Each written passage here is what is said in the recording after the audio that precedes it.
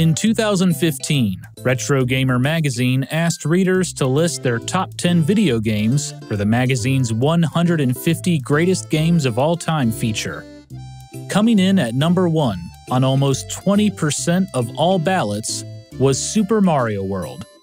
It was a landslide victory, and for good reason. Super Mario World not only showed off the new bells and whistles of the Super Nintendo, it redefined what Super Mario games could be.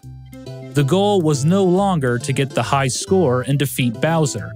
It was to explore an entirely new world, finding hidden paths and secret levels. Mario had an arsenal of new power-ups, moves, and friends. But above all, the game gave players more freedom than ever before.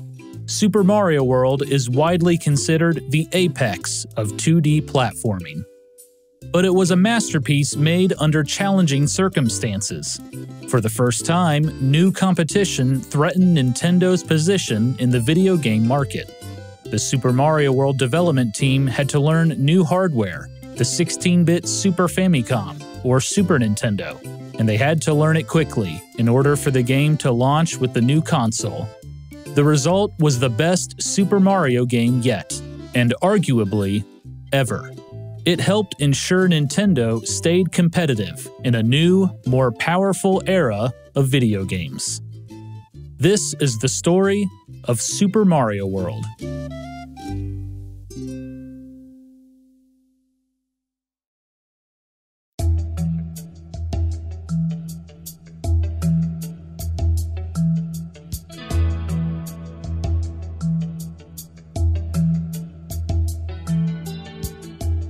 It's about time for the Famicom to start dropping off.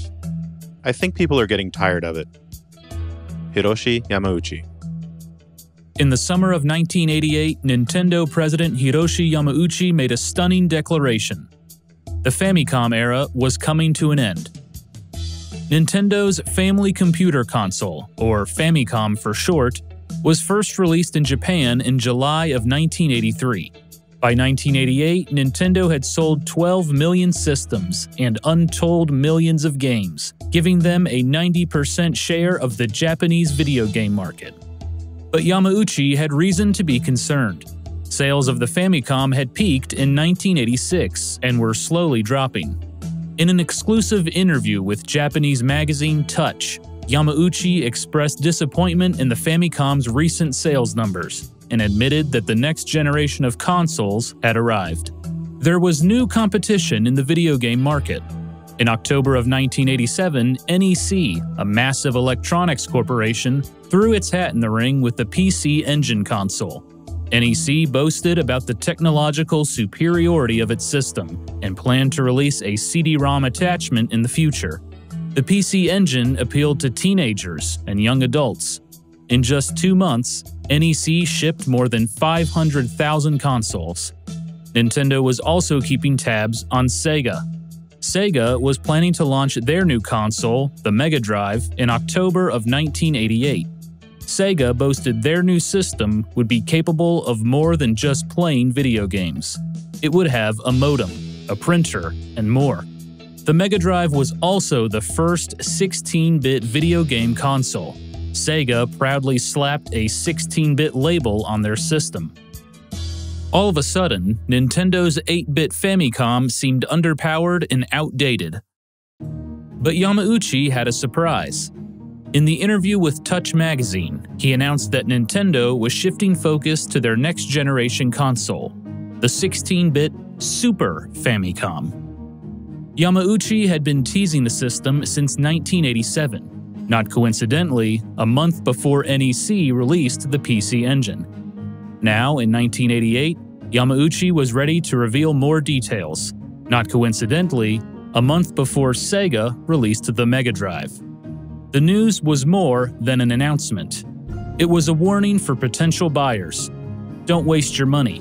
Nintendo's latest console will be available soon. The Super Famicom was much more powerful than its predecessor.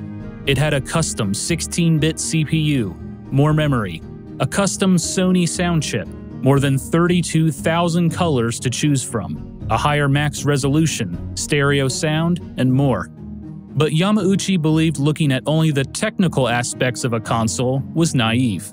The strength of a video game system was in the software, and the Super Famicom, he boasted, would allow developers to make games they'd never thought possible. Yamauchi revealed that Nintendo was currently prototyping several games themselves, and one of them was Super Mario Bros. 4. It was a surprising announcement, mainly because Nintendo hadn't even released Super Mario Bros. 3. Over the past summer, Mario creator Shigeru Miyamoto and his team within Nintendo's Entertainment Analysis and Development Group were wrapping up Super Mario Bros. 3. Nintendo planned to release the game in October of 1988. Miyamoto considered Super Mario Bros. 3 the definitive Mario game on the Famicom, and the true sequel to the original Super Mario Bros. It was 10 times the size of the first game, with 8 massive worlds containing 90 levels and an array of new power-ups. Super Mario Bros. 3 also utilized a multi-memory controller chip on the cartridge that pushed the Famicom hardware to its limits. By the end of development, Miyamoto's team was exhausted. He believed they, quote, put everything they had into it.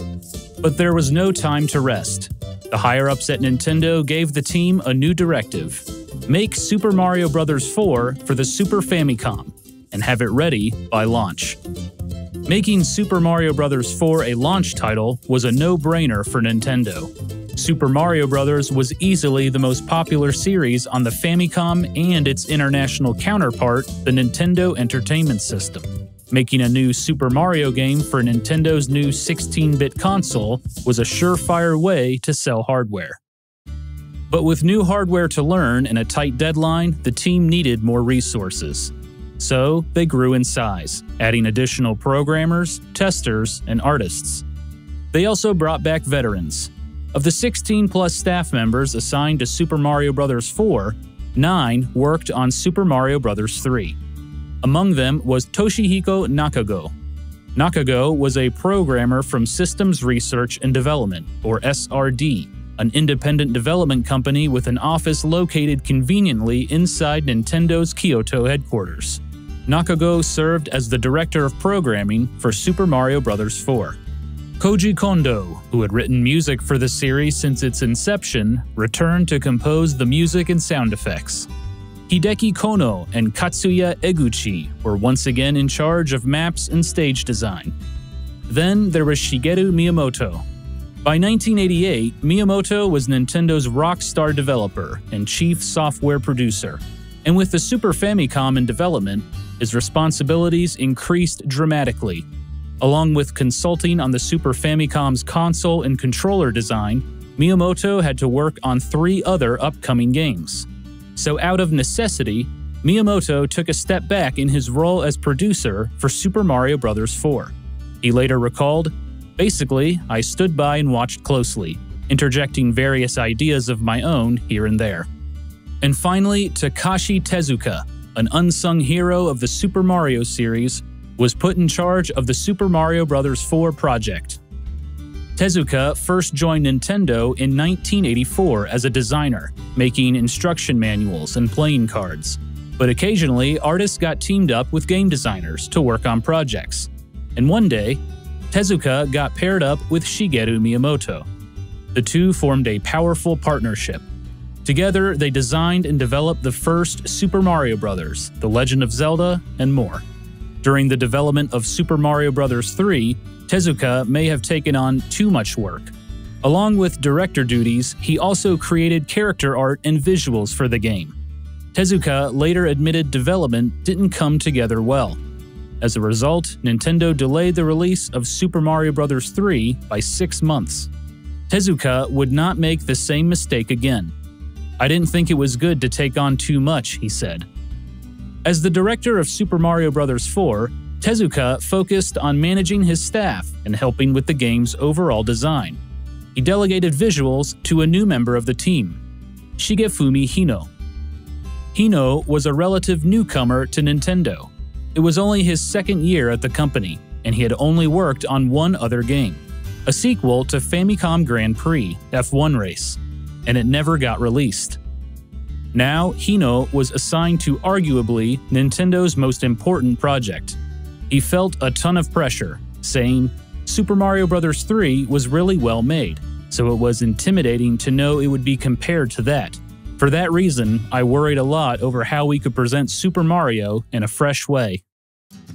But luckily, the Super Mario Bros. 4 team had a much more powerful console to work with, the Super Famicom, and they were excited to try all the new bells and whistles.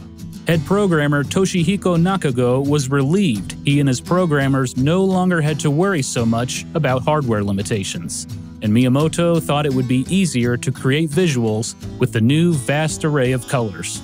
The team also got some upgraded development tools. Up to that point, Mario levels were created by hand on graph paper, then transferred into a computer by programmers. Now, the designers had software that allowed them to edit levels directly on the computer. Of course, there would be a learning curve with new tools and new hardware, so the Mario 4 team started with an experiment.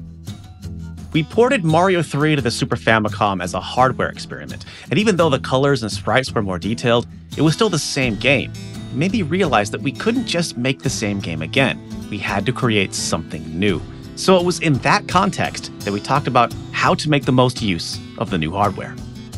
Shigeru Miyamoto. By now, Nintendo had solidified the Super Mario Bros. Formula. Mario games were about athleticism, running fast, jumping high, dodging obstacles, and stomping enemies. They were about friendliness to new players. Anyone could pick up a Mario game, figure it out, and have fun. And finally, Super Mario Bros. Was about freedom. If players wanted to blaze through a level without collecting a single coin, they could do it. If players wanted to take their time, use power-ups, and explore levels, they could do that too. People could play Super Mario Bros. However they wanted. Tezuka and Miyamoto believed this new Mario game should not change what made the series so special. Instead, Nintendo could perfect the concepts, add fun new elements to the game, and show off the latest technologies in the Super Famicom. It would give players the most complete Super Mario experience yet. Meanwhile, on November 21st, 1988, Nintendo revealed a prototype of the Super Famicom at their Kyoto headquarters. Representatives from more than 200 companies, including TV press, magazines, and newspaper reporters, were on hand to see the unveiling. Nintendo announced they would ship the Super Famicom by July of 1989, an extremely ambitious deadline. Nintendo also showed some early game demos, but notably absent was Super Mario Bros. 4. The development team was still trying to solidify the game. Along the way, they made constant changes. Early on, the Super Mario Bros. 3 influence was apparent. The graphical style, including Mario's sprite, was very similar.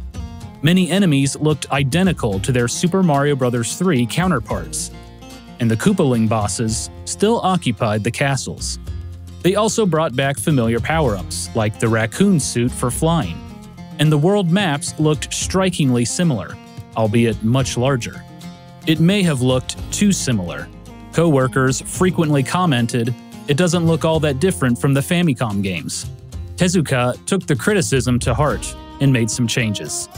Shigefumi Hino gave the sprites more detail. At one point, the team even experimented with a three-dimensional look, but they didn't stop there. Map director Hideki Kono also changed the world map considerably, clearly departing from the Mario 3 style. In addition to graphical upgrades, the Super Mario Bros. 4 team had to figure out how to show off the new features of the Super Famicom. The 16-bit console could do all sorts of neat tricks, like background scaling and rotation, and transparency effects. And as a launch title, Nintendo wanted Super Mario Bros. 4 to show off the new hardware. But Miyamoto was hesitant to throw in new things just for the sake of it. He said, "Just because we found something cool the hardware could do, something that made us go, whoa. If it ruined the balance or flow of the game, we didn't want to include it." The development team thoughtfully added new elements. Large sprites emphasized the Super in Super Famicom. Transparency effects in the water and on enemies immersed the player into the game. Scrolling backgrounds gave levels a sense of depth. Rotating platforms gave Mario new, challenging boss fights. In addition to the technological upgrades, the Super Mario Bros. 4 team also honed in on the core game design. Luckily, they had a wealth of player feedback at their disposal. On October 23, 1988, after 2.5 years in development, Super Mario Bros. 3 finally hit Japanese store shelves. The game received rave reviews and was the best-selling Famicom game for months. But Super Mario Bros. 3 wasn't the most friendly to new players. Miyamoto wanted to find a better balance with Super Mario Bros. 4. As a launch title, the game needed to appeal to players of all skill levels. So the team implemented a few features to make the game a bit easier. They added checkpoints to levels that made Mario big if he was small. In addition, the team added an item reserve box. In the previous game, Mario could stockpile power-ups and use them before entering levels. Now, Mario could bring extra power-ups into the level. If he got hit, or if players pressed select, the item would drop down automatically. By the summer of 1989, Super Mario Bros. 4 was starting to separate itself from the previous games, and the development team took it a step further by giving the game a new title. With a whole new world for Mario to explore, there could be no better name: Super Mario World. But everything changed when, not surprisingly, Nintendo decided to delay the release of the Super Famicom. There were a multitude of reasons. The Super Famicom hardware was, for the most part, ready to go. But there was a distinct lack of software. Nintendo was still working on launch titles. And although 21 companies had signed on to become third-party developers for the system, none of them had development kits yet. There was also a global chip shortage. A new generation of semiconductor and chip technology caused manufacturers to split their production capacity. That drove prices up considerably. Yamauchi hoped to keep the Super Famicom at a price point of around 20,000 yen, or around $150. However, with the chip shortage, the cost of the Super Famicom could shoot up beyond 30,000 yen, or around $225. And with the chip shortage, Nintendo maxed out its manufacturing capacity. At that time, Nintendo produced 3 million Famicoms and Nintendo Entertainment Systems per month. They were also dealing with stock shortages of their new handheld system, the Game Boy. Nintendo planned to launch the Game Boy in North America later that year. The stock shortages led one columnist to comment, "Why launch a competing product when you cannot cope with what you already have?" There was also still life left in the 8-bit Famicom. Super Mario Bros. 3 was a huge success, and NX's upcoming Dragon Quest IV was guaranteed to fly off store shelves. It was so popular that NX planned to release the game on the weekend, to prevent kids from skipping school to buy it. Yamauchi's early teasing of the Super Famicom seemed to have worked. In a Famitsu magazine survey, many readers claimed they would rather wait for the Super Famicom than buy a PC Engine. Although NEC's PC Engine was selling well, it was still nowhere near the reach of the Famicom, which was now in 1/3 of Japanese households. And Sega's 16-bit Mega Drive failed to make much of an impact. They had only sold 400,000 units up to that point. With the threat of competition dying down, there was simply no need to rush the Super Famicom's launch. So on July 28, 1989, Nintendo held a press conference at their Kyoto headquarters and announced they were delaying the Super Famicom for an entire year. But while the delay made headlines, there was more to share. Nintendo unveiled a new design of the Super Famicom, and for the first time, they previewed their most anticipated game, Super Mario World. But surprisingly, the reaction was mixed. While many publications were impressed by the technological advancements, they felt somewhat disappointed in the gameplay and graphics. Famitsu magazine commented that it looks to be the same as the previous Mario games. And Electronic Gaming Monthly, a US publication getting early scoops on games from Japan, stated Super Mario World was not as graphically impressive as Nintendo's other upcoming games. But this would not deter Takashi Tezuka, Shigeru Miyamoto, and the rest of the Super Mario World team. The delay of the Super Famicom turned out to be a blessing in disguise. With another year of development at their disposal, there was plenty more to add that would turn Super Mario World into one of the greatest platformers of all time.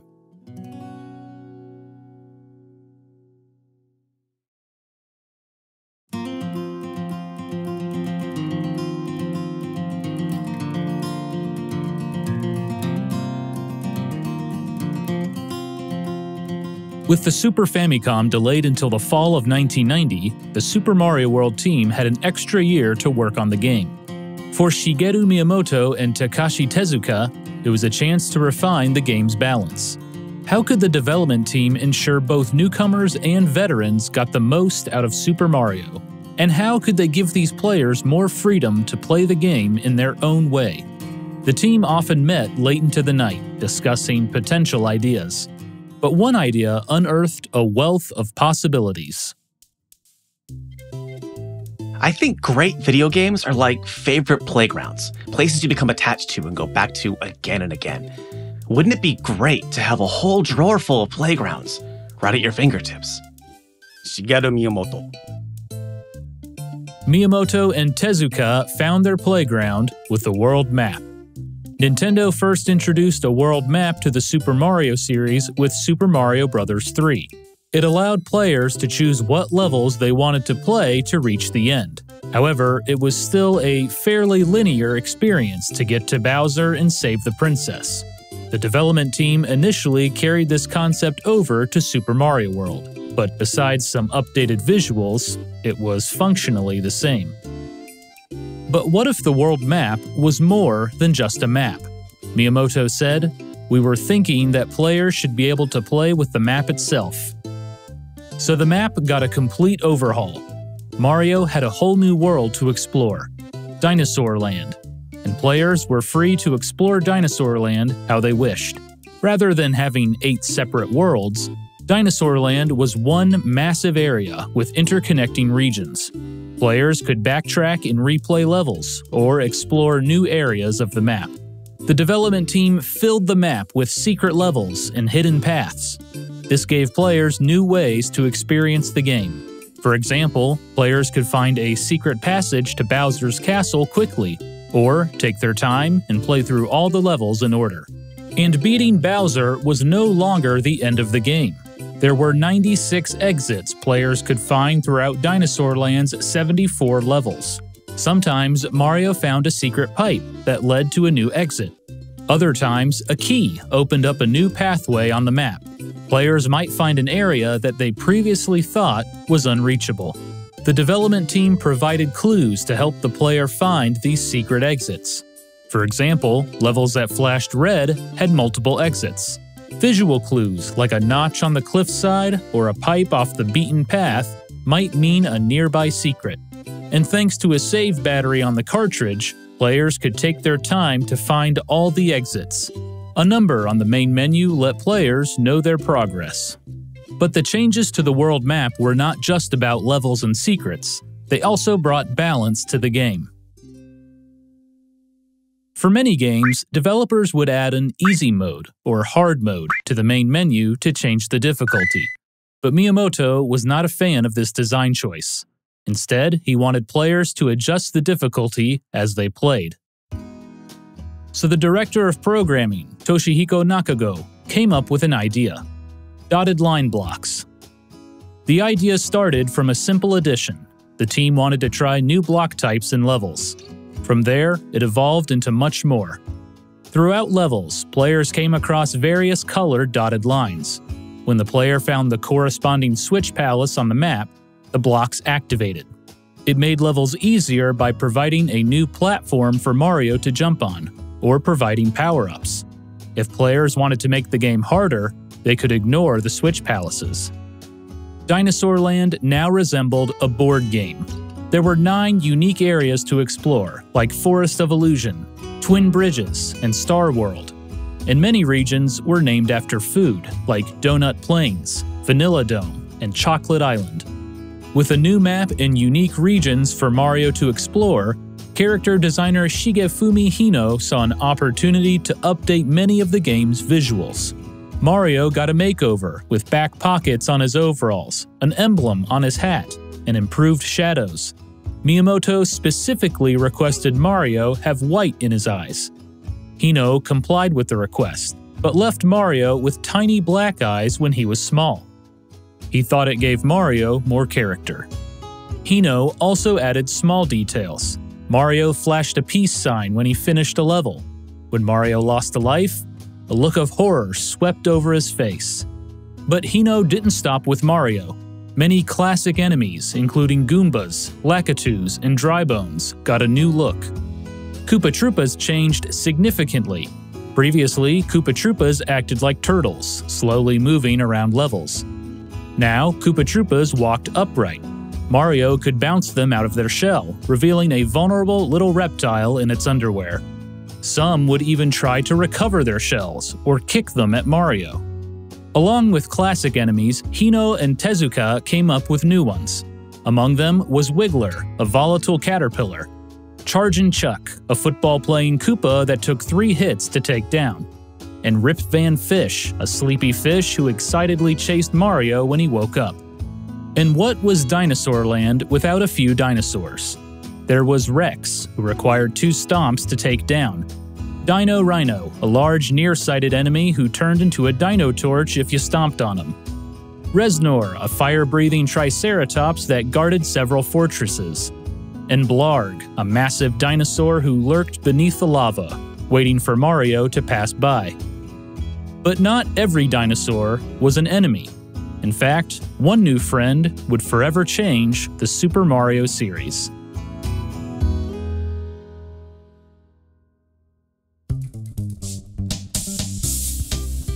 For the past 5 years, Shigeru Miyamoto had a sketch of Mario riding a dinosaur taped up at his desk. He had wanted to implement the idea since the first Super Mario Bros. Game. The team tried to add it to Super Mario Bros. 3, but technical limitations prevented them. But with the more powerful 16-bit Super Famicom, there was hope. Tezuka noticed the sketch again and decided to give it a shot. He took the idea to character designer Shigefumi Hino and asked him to draw a dinosaur that Mario could ride like a horse. Hino's first idea came out looking like a crocodile. Tezuka made some suggestions. The dinosaur should be smaller, cuter, and related to the Koopa Troopas. Hino made modifications, and, over time, the character's final form took shape. A green dinosaur with a shell on its back that doubled as a saddle. Tezuka recalled that, quote, "He turned into quite the cute character." As a placeholder, they named the character Yoshi, a nickname of Mie Yoshimura, an artist on staff. But the name stuck. Riding Yoshi was a fun new way to explore levels because he offered more than just transportation. Yoshi could eat enemies or grab hard-to-reach items, help Mario jump extra high, and traverse rough terrain. Yoshi could also gain new powers. For example, with the different colored Koopa shells, Yoshi could breathe fire, temporarily fly, or stomp the ground. In addition, he could eat berries scattered around levels to earn more time, power-ups, and coins. Yoshi also provided Mario with a free hit. When an enemy hit Mario, Yoshi would run away, but the player had an opportunity to get Yoshi back. The team also added adorable baby Yoshis in various colors. Mario could feed the Yoshi's enemies to make them grow up, and each colored Yoshi had specific traits when they gobbled up Koopa shells. Essentially, Yoshi was a new, robust power-up for Mario to use on his journey. The development team brought back old power-ups as well.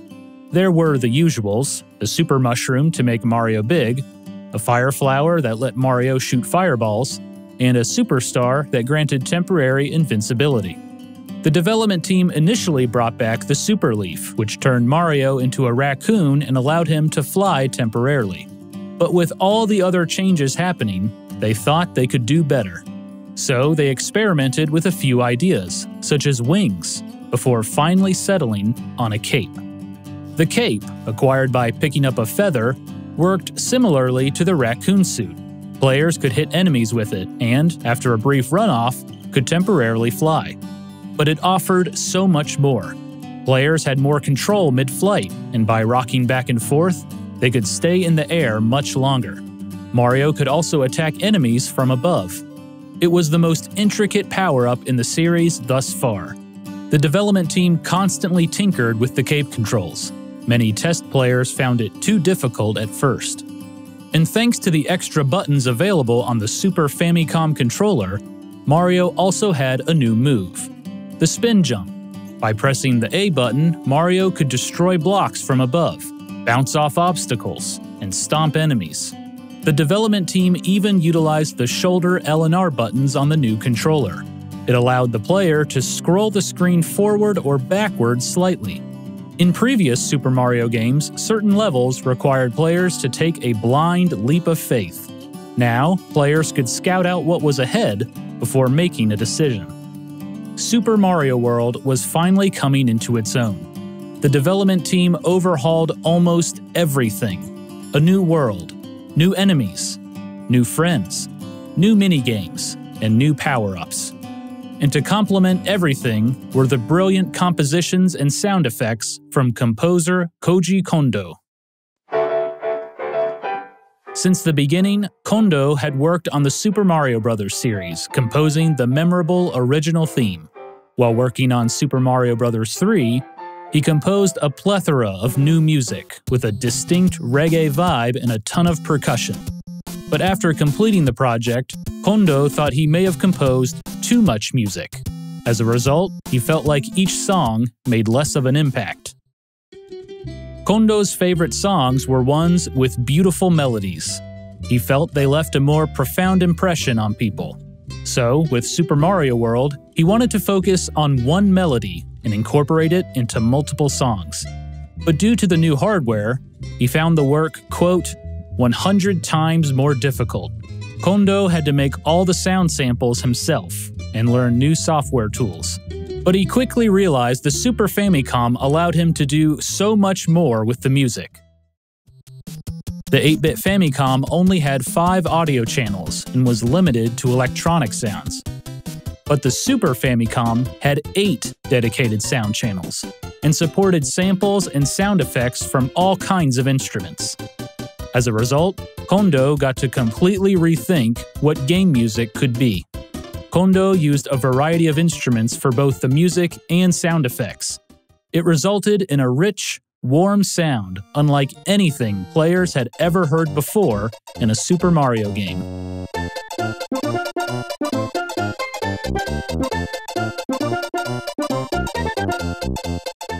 Players heard Kondo's catchy melody throughout the game. The above-ground music made the melody sound bright and fun.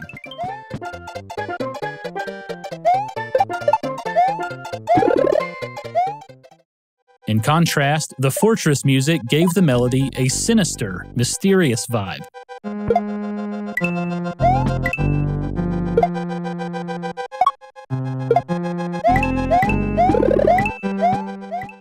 Kondo added a few subtle musical cues too. When Mario found Yoshi, a new percussion track kicked in over top the music. Kondo even added a reverb effect to the sounds while Mario was underground, adding to the level's atmosphere.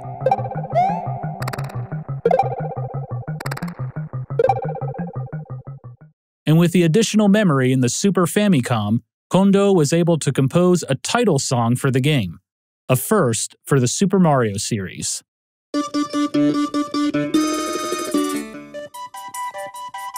By the summer of 1990, 2 years after development started, Super Mario World was mostly complete. Tezuka and his team felt they had taken the concepts that made the series so special: freedom, athleticism, friendliness, and perfected them. It was a massive, side-scrolling 2D platformer. Nintendo packed everything into a 4 megabit cartridge, an impressive feat considering all the new graphics and sound. On the game's packaging, Nintendo added Super Mario Bros. 4 as a subtitle, reminding players that this was a continuation of the beloved series from the Famicom. Super Mario World was the quintessential launch title. It showcased the hardware's new technologies, while at the same time, providing fans of the series comfort and familiarity. In many ways, it embodied the Super Famicom. The primary colors of the console, red, green, blue, and yellow, were found throughout the game. In Koopa shells, Yoshis, and even on the game's box art. Shigefumi Hino, who had been nervous even to start development, felt that they had perfected the genre. "I felt like, with Super Mario World, we had done everything we could with a side-scrolling jumping game," he said. With development finished, all that was left was for Nintendo to release the Super Famicom. Ever since Nintendo announced the delay of the system a year earlier, the company had been mostly silent. But on June 21, 1990, they finally had an update. The Super Famicom was coming out on November 21, 1990. On August 28th and 29th, Nintendo held a Shoshinkai trade show at the Harumi International Exhibition Center in Tokyo. There were now 33 developers making games for the Super Famicom. Many of the companies were at the show to demonstrate their upcoming games. But all eyes were on Nintendo. For the first time, they premiered the final version of the Super Famicom. The system would cost 25,000 yen, or around $170, and come with 2 controllers. To keep the price down, Nintendo didn't include any cables or power adapters. Nintendo also premiered their 2 launch titles. The first was F-Zero, an ultra-fast arcade racing game. It showcased one of the Super Famicom's new technologies, Mode 7, which gave a faux 3D effect. The second game was Super Mario World. Nintendo set up 10 Super Famicom stations at the trade show so attendees could try out the new games. 8 of them were dedicated to Super Mario World. People packed the booth for the entire show. The media was impressed by all the latest changes to the game.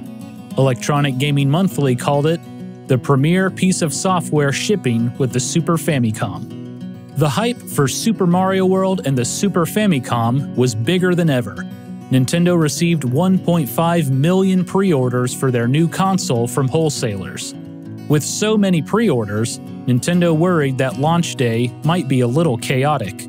So they encouraged retailers to implement a reservation system when selling the Super Famicom.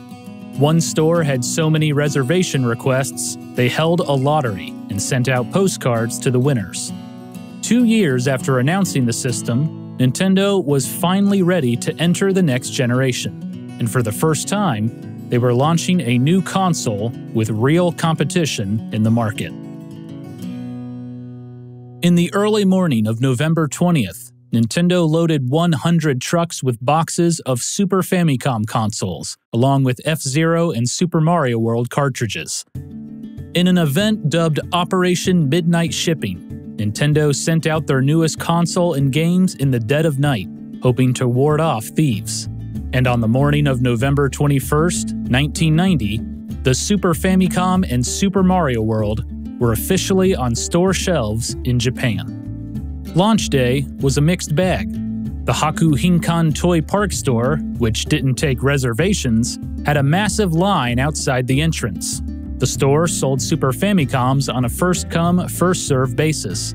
As a result, many customers left without a console. But other stores, like the Odakyu department store, were relatively calm.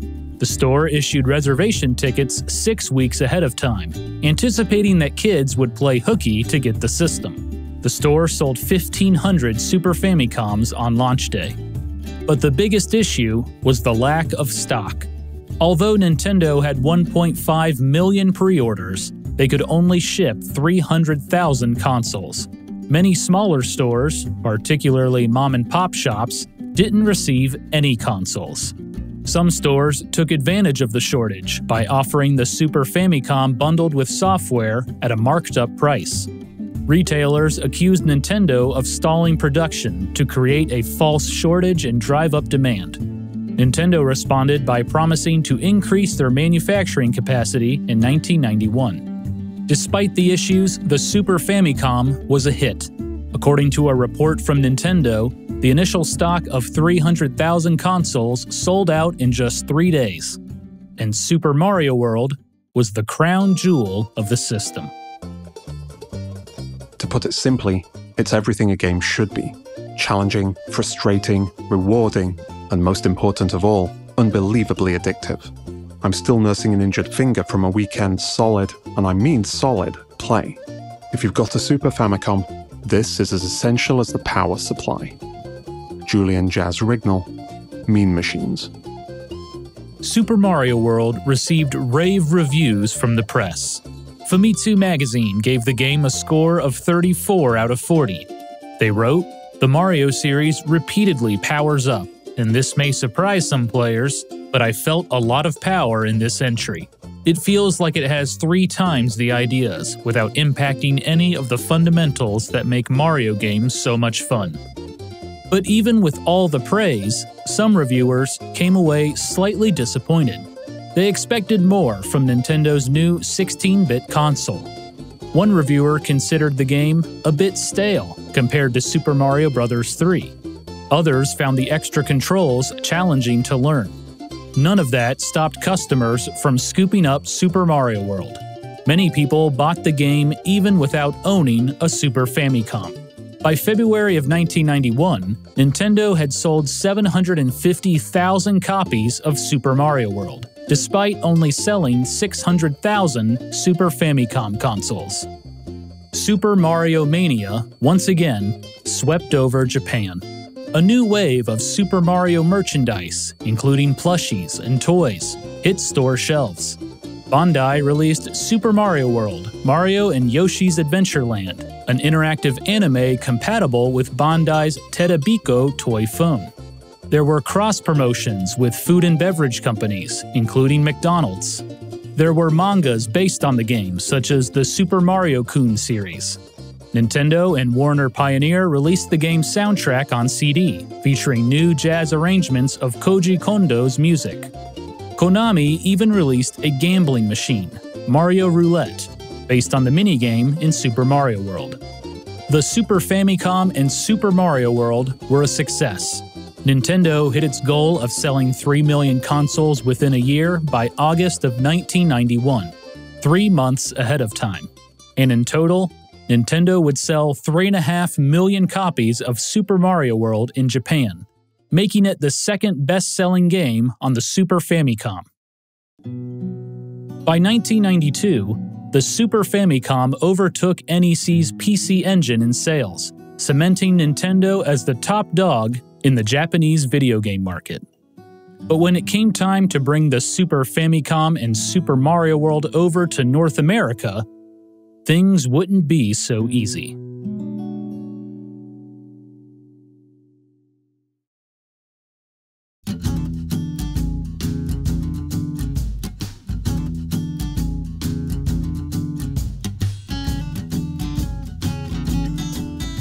When Nintendo first revealed the Super Famicom in November of 1988, sales of the 8-bit Famicom were declining.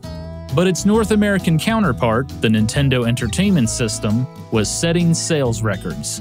In 1988, Nintendo of America sold 7 million NES consoles and more than 40 million games. For the second year in a row, the NES was the #1 toy in the United States. The country had Nintendo fever.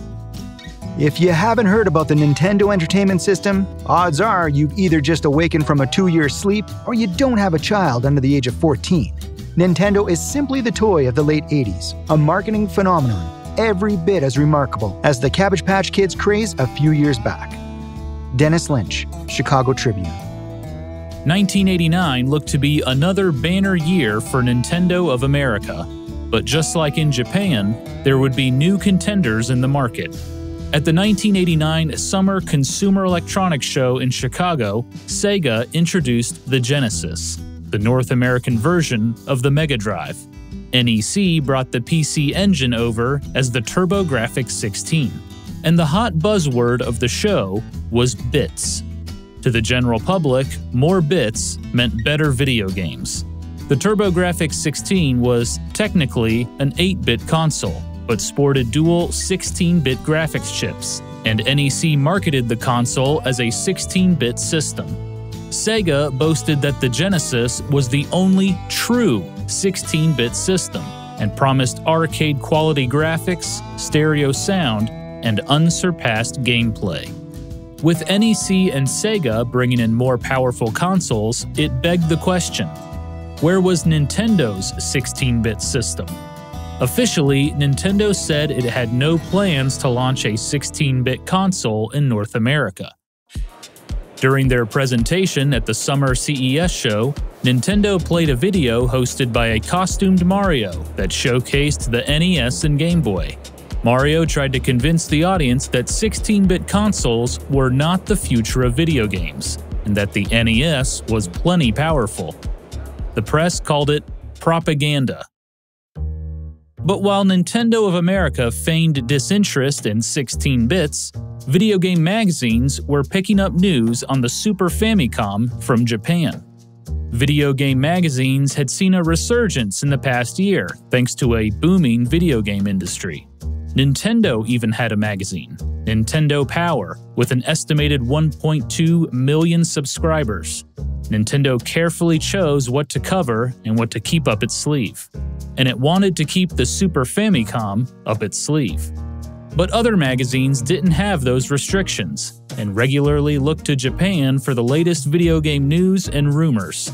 There was GamePro, video games and computer entertainment, and Game Players. But by far, the magazine with the most coverage of Japan was Electronic Gaming Monthly, or EGM. In their very first issue from May of 1989, the magazine revealed the Super Famicom, calling it the most incredible game system ever seen. In their second issue, EGM had full-color photos of the Super Famicom prototype, along with the first mention of a new Super Mario game, Super Mario Bros. 4. It couldn't have made Nintendo happy. Super Mario Bros. 2 hadn't even been out for a year in North America, and Nintendo was spending 1989 hyping up Super Mario Bros. 3, due to come out in early 1990. By the fall of 1989, Nintendo of America could no longer deny that a 16-bit machine was in the works. Vice President of Marketing Peter Main confirmed the Super Famicom was real and coming to Japan. But he stopped short of announcing a North American release. Instead, Main affirmed that the company wanted to wring every last megabyte of power from the Nintendo Entertainment System before jumping into the 16-bit generation. In other words, any announcement of a new 16-bit system would cut into Nintendo of America's sales. But that didn't stop the press from talking about the Super Famicom and Super Mario Bros. 4. Electronic Gaming Monthly repeatedly brought over the latest news from Japan. In issue 4, they confirmed Super Mario Bros. 4 was now called Super Mario World, and showed the game's first screenshots. Despite the whisperings of a 16-bit console, Nintendo of America had another record year in 1989. They sold an astonishing 9 million NES consoles. For the third year in a row, the NES was the #1 selling toy. In addition, Nintendo's new Game Boy handheld, introduced in August of 1989, sold around 1 million units in less than 6 months. And despite the new competition, Nintendo still controlled about 80% of the $4 billion video game market. And 1990 looked like another big year. Nintendo of America was preparing to launch their highly anticipated new game, Super Mario Bros. 3. The company spent the past year hyping up the game with teasers and early releases on the PlayChoice 10 arcade cabinet. The game was even in a Hollywood film, The Wizard. In January of 1990, Nintendo Power had an article about the making of Super Mario Bros. 3, featuring a write-up on Mario creator Shigeru Miyamoto. The article briefly mentioned that Miyamoto was working on games for the Super Famicom, including Super Mario Bros. 4. But that wasn't all. In the mailbag section, a reader noted he read about the Super Famicom in other magazines and wondered why Nintendo Power had not talked about it more. The magazine replied that the Super Famicom wasn't even out in Japan. They only wanted to provide information that was, quote, timely and accurate. Nintendo Power now had a subscriber base of almost 2 million. This was their first acknowledgement of the Super Famicom and Super Mario World. With the hype of Super Mario Bros. 3 dying down, a new hype emerged for Nintendo's next console and Super Mario game. And those other magazines kept the hype train moving. Rumors swirled about what the Super Famicom would look like in North America, and when exactly it was coming. One rumor suggested that the Super Famicom was actually a more powerful 32-bit system. Another report claimed that Nintendo planned to call the new system SFX in North America. There was even gossip that the Super Famicom would come to North America as an attachment to the NES. By the fall of 1990, it seemed like Nintendo was tired of the rumors and speculation. In September, Nintendo Power published a blurb on the unveiling of the Super Famicom in Japan, along with screenshots of Super Mario World. They also took a jab at other publications, asking readers to stick with Nintendo Power for, quote, hard facts and not wimpy rumors. But Electronic Gaming Monthly also covered the unveiling of the Super Famicom in Japan, and much more extensively. Their November issue had a multi-page preview of the console, Super Mario World, and other upcoming games. Still, with all the previews, rumors, and speculation, no one outside of Nintendo knew when the Super Famicom and Super Mario World were coming stateside. But 1990 proved to be a defining year for Nintendo of America. The company had another record-breaking year with $3.4 billion in sales. Nintendo now controlled 87% of the video game market. Super Mario Bros. 3 was a colossal hit, selling 7.5 million copies and grossing more than $400 million. At the time, it was the best-selling standalone video game ever. Nintendo also sold 3.2 million Game Boys, along with 9 million games. But despite all the accolades, Nintendo also saw problems.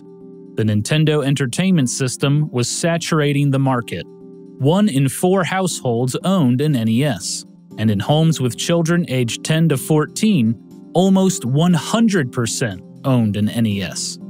For the first time in North America, NES sales declined, down to 7.2 million units, and the company's projections for 1991 were even lower. Nintendo estimated they would only sell 4.5 million NES systems. There was also the threat of competitors, particularly Sega. Nintendo president Hiroshi Yamauchi once stated that Sega was not a legitimate contender in the US market. But that had changed. By the end of 1990, Sega had sold around 1.5 million Genesis consoles and had an 80% share of the 16-bit market.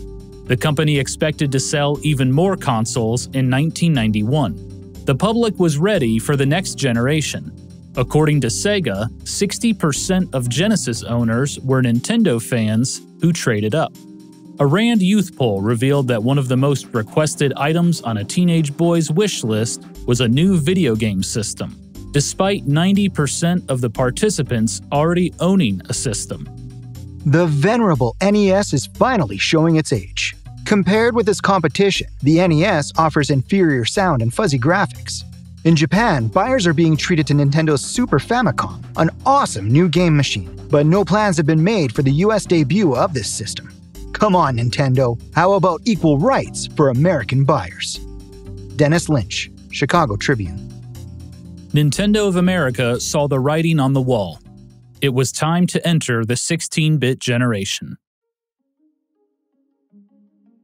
In January of 1991, less than 2 months after the Super Famicom hit stores in Japan, Nintendo of America officially confirmed that the Super Famicom was coming to North America. At the 1991 Winter Consumer Electronics Show, Attendees waited in line for 20 minutes to see a demonstration of the system. Nintendo showed previews of a few games, including Pilot Wings and F-Zero. But the biggest hit was Super Mario World. One reporter said it looked like, quote, "the best Mario game yet." Nintendo of America's Peter Main predicted the Super Famicom would go on sale in the United States by the second half of 1991. Nintendo wanted to have more software available before launching. To entice developers and compete with Sega, Nintendo removed their exclusivity agreement. The Super Famicom would have a new design and, eventually, a new name in North America: the Super Nintendo Entertainment System. Nintendo predicted it would sell 2 million consoles by the end of 1991. But selling the 16-bit system would be much more challenging in the United States than in Japan. In Japan, the economy was booming. Nintendo was selling Super Famicoms faster than they could make them. And this was despite a shrinking consumer base. Since the mid-1970s, Japan's birth rate had declined, and the average family had 1.5 children. The result? As one analyst explained, fewer children are surrounded by more rich adults, and that means that the money spent on each child increases. But in the United States, the situation was much different. The country was in the tail end of a recession. War in the Middle East more than doubled oil prices. The failure of many savings and loan institutions hit the lending market hard. More than 1.8 million people were added to unemployment. Because of this, consumers were spending less and saving money wherever possible. So when Nintendo announced a $200 video game system that was not compatible with NES games, many parents were outraged. In the United States, the average family spent $225 on toys per child.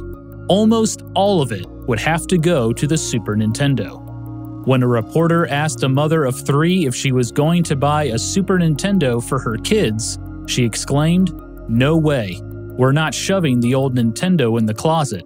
I've got $700 invested in that baby." A father from California called it immoral. The press jumped on the controversy, claiming the Super Nintendo would make the Nintendo Entertainment System obsolete. Nintendo had to do some serious damage control. They argued that adding backward compatibility would make the Super Nintendo even more expensive. They also insisted they were not abandoning the Nintendo Entertainment System. The NES, they claimed, was an entry-level system for people not wanting the latest graphics, sound, or challenge. It was a cassette tape, and the Super Nintendo was a CD, a console for the veteran player who had gotten their full enjoyment out of the NES. But it wasn't just the Super Nintendo. Parents blamed Nintendo for their child's lower school grades and eye strain, and claimed the games were too violent. Nintendo was also accused of monopolizing the industry. The company had been hit with multiple antitrust lawsuits, and for the past year, the FTC had investigated Nintendo over antitrust violations such as price fixing.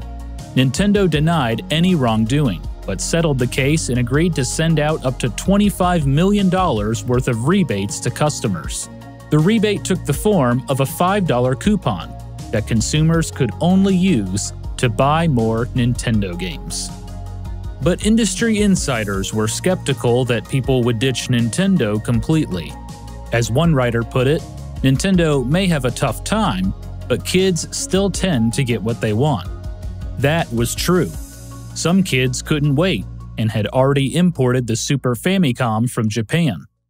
Plus, Nintendo had arguably the biggest weapon of all: Super Mario.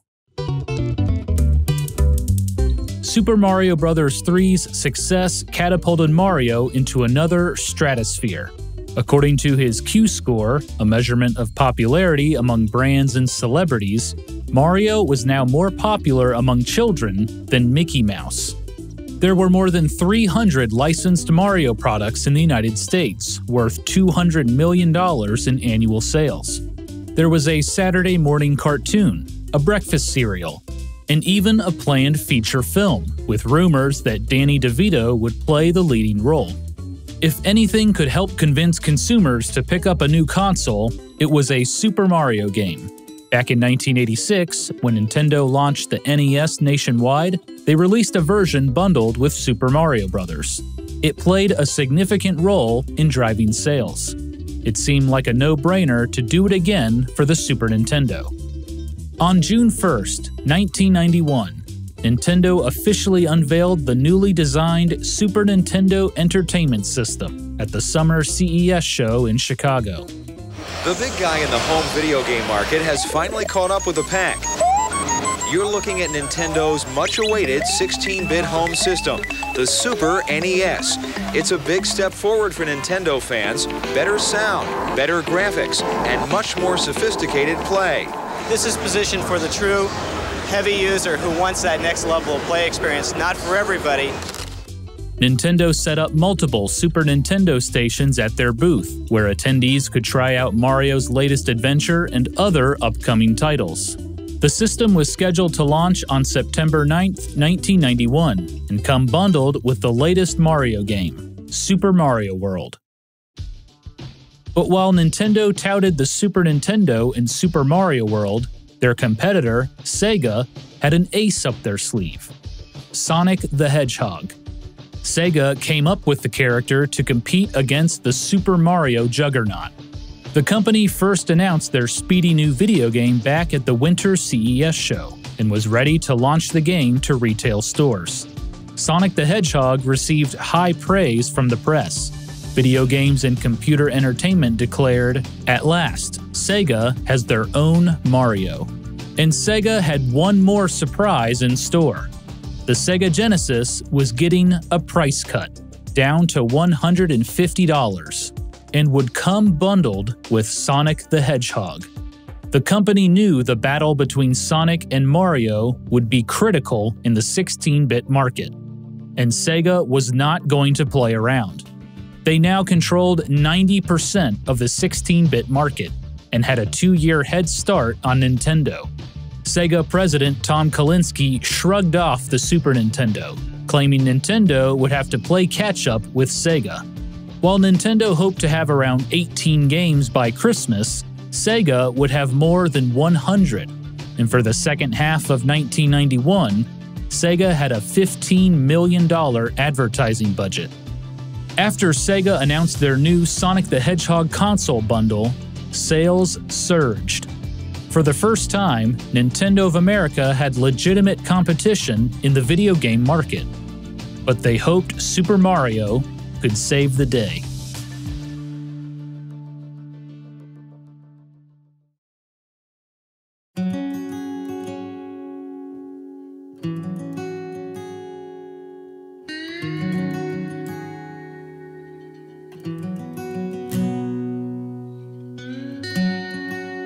On Wednesday, August 21st, 1991, a Toys R Us store in Cerritos, California opened a shipment box from Nintendo.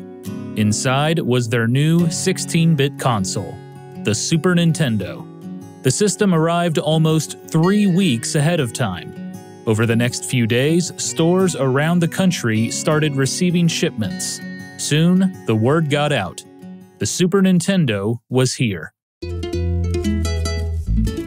The Super Nintendo launched with F-Zero, Pilot Wings, and the bundled game, Super Mario World.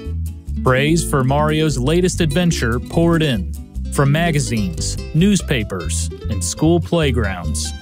Electronic Gaming Monthly gave the game a score of 36 out of 40, calling it easily the best Mario adventure yet. And Video Games and Computer Entertainment called it by far the best installment in the Mario saga. But some critics expected more from Super Mario World. Entertainment Weekly claimed Nintendo was beating a dead Koopa, and that Mario was doing, quote, all the things he's been doing for the past 5 years. But it didn't seem to bother anyone else who played Super Mario World. It was Mario at his finest. Nintendo backed the Super Nintendo launch with a massive $25 million advertising blitz. The September 1991 issue of Nintendo Power made its way to 2 million mailboxes across the country, with Super Mario World featured on the cover. Inside was a 16-page guide featuring maps, items, enemies, tips, and more. Nintendo invaded televisions as well. There were commercials with a jazzy new slogan, "Now you're playing with power, super power." And NBC aired a new Super Mario World cartoon on Saturday mornings. Super Mario World and the Super Nintendo even made their way into grocery stores. There were cross-promotions with Pepsi, Kool-Aid, Shasta Soda, and Kraft Mac and Cheese. Nintendo also released Mario Mania, a 150-plus page guide all about Nintendo's hero, including a Super Mario World strategy guide. By October, Nintendo sold more than 500,000 Super Nintendo consoles and was on track to sell 2 million by the end of the year. But the demand for the Super Nintendo was not as high as it was in Japan. Some stores sold out quickly. A manager at Electronics Boutique in Greenville, South Carolina commented, "If we got 50 in tomorrow, we'd have 50 sold." But in other areas, the Super Nintendo was easy to find. One reporter in Detroit called 8 local Toys R Us stores, and all 8 had the system in stock. Nintendo could blame Sega for the lack of Super Nintendo craze. The Genesis was cheaper, had more games, and offered backward compatibility with Master System games via an adapter. And Sega was more than willing to pit Sonic against Mario. Their commercials featured the games side by side. The message was simple: Mario is old and slow. Sonic is fast and cool. Sega also launched the Sega World Tour, traveling to shopping malls around the country to let people try Sonic the Hedgehog in Super Mario World. According to Sega, 88% of the participants preferred Sonic. House-to-house fighting continues unabated. War drums beat along the shores of Lake Michigan and bugles blare west of the Rockies. The martial music of the Silicon Samurais harks from the east. The question is no longer if there will be a video game war, but rather who will win it. Arnie Katz. Video games and computer entertainment. The launch of the Super Nintendo and Super Mario World officially signaled the beginning of one of the greatest battles in video game history: the console wars. Sega and Nintendo duked it out for control of the 1991 holiday season. In the end, both companies claimed victory. Nintendo claimed it sold 2.1 million Super Nintendo units. Sega disputed the figure, claiming it was closer to 1.4 million. Meanwhile, Sega claimed it sold every system it could make in 1991, 1.6 million units. Nintendo argued it was closer to 1 million units. Nintendo knew they were in for a long war, so in January they slashed the price of the Super Nintendo to $180. By the summer, Nintendo cut the price again, to $150. That same year, Nintendo expanded their 16-bit territory by launching the Super Nintendo in Australia and Europe, bundled with Super Mario World. The game once again received glowing reviews. The fight between Sega and Nintendo would drag on for years. Both companies attempted to one-up each other with new and exciting games, hardware attachments, and peripherals. Children would argue on playgrounds and in classrooms, and declare their allegiance to Sega or Nintendo. For Nintendo, Super Mario World remained a key weapon in the console wars. It was bundled with the Super Nintendo for years. And Nintendo president Hiroshi Yamauchi's declaration that the strength of a console was in the games rang true. The Super Nintendo's strong software library paid dividends. In the end, Nintendo would come out on top of the 16-bit console wars. Super Mario World was released during what many consider the best years of the franchise. In January of 1992, Nintendo Power reported that for each Nintendo system, the NES, Game Boy, and Super NES, the #1 game was a Super Mario game.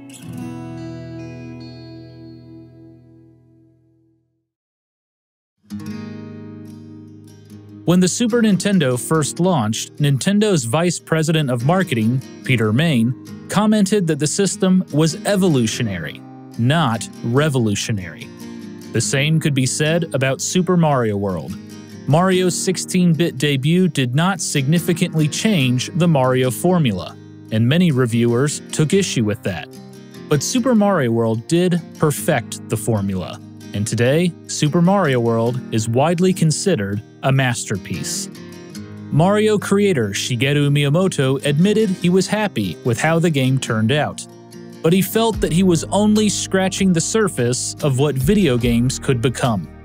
In a 1995 interview, he said, "I joined Nintendo because I wanted to create a product that people would talk about and remember, and that's what I want to do in the future too, create something that will make an impact on the world."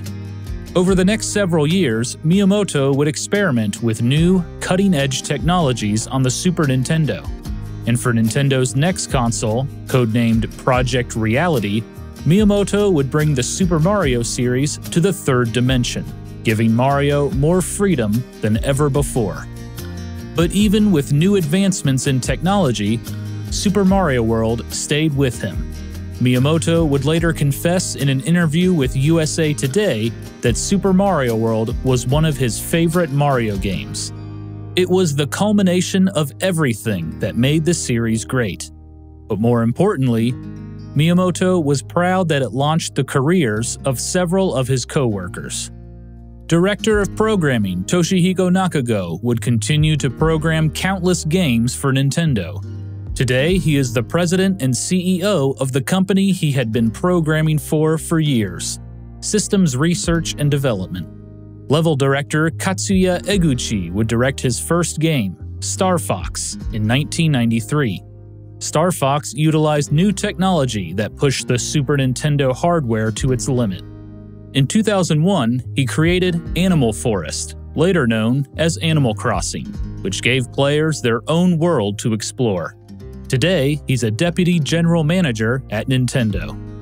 Map director Hideki Kono would direct one of the best-selling games on the Super Nintendo, Super Mario Kart. Today, he is in charge of the mobile game division at Nintendo. Composer Koji Kondo continued to compose music for Nintendo, and still does today. He has written some of the most memorable tunes in video game history.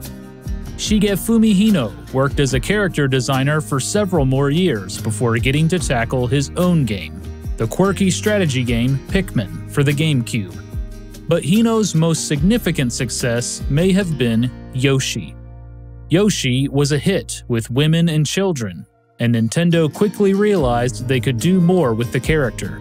Yoshi started getting his own line of games, and in 1995 he even starred in a spin-off of the Super Mario series, Yoshi's Island. It's no surprise that the cute green dinosaur is now a staple of the Mario franchise. Hino is still with Nintendo, working as a designer and planner. Director Takashi Tezuka would be heavily involved in just about every future Mario and Zelda game. Today, he is an executive officer in Nintendo's game development division. Over the years, his game design philosophy has remained consistent. I want to make games that, no matter how many times you clear them, you want to keep that game and hold on to it like a treasure. I want to keep making games with that mindset. Takashi Tezuka. With Super Mario World, Tezuka succeeded in making a game that people cherished.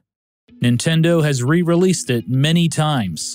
In 1994, they included the game in an updated version of the Super Mario All-Stars collection and bundled the game with the Super Nintendo. In 1998, Nintendo released Super Mario World under their Player's Choice banner, an honor given to Nintendo's best-selling games. In the early 2000s, Nintendo ported the game to the Game Boy Advance. Super Mario World has also been available to download on the Nintendo Wii, Wii U, 3DS, and Switch consoles. Some players who grew up with Super Mario World couldn't get enough. In the early 2000s, the internet brought Super Mario World enthusiasts from all over the globe together, and soon fan-made hacks of the game appeared online. One notable genre of hacks, known as Kaizo, contains extremely challenging Super Mario World levels. Oh my god. Oh my god. Oh my god. Oh my god.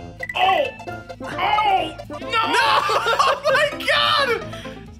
In 2015, Takashi Tezuka led development on a dream game for Mario fans, Super Mario Maker. Now, players could make their own levels from various Mario games, including Super Mario World. For more than 30 years, Super Mario World has captivated players young and old. It's no surprise that many people consider it one of the greatest games of all time. For anyone still on the fence about Super Mario World, the answer is yes. Download it now. This is the apex of 16-bit platforming, a cornerstone of the gaming canon, and most importantly, just as much fun to play today as it was 20 years ago. If you're yet to experience the thrill of discovering a secret exit, the joy of soaring through a level with your super cape, or the unique tragic comedy of accidentally running off a cliff while trying to catch up to a runaway Yoshi, you're in for some of gaming's best loved and most iconic moments. Morgan Sleeper, Nintendo Life.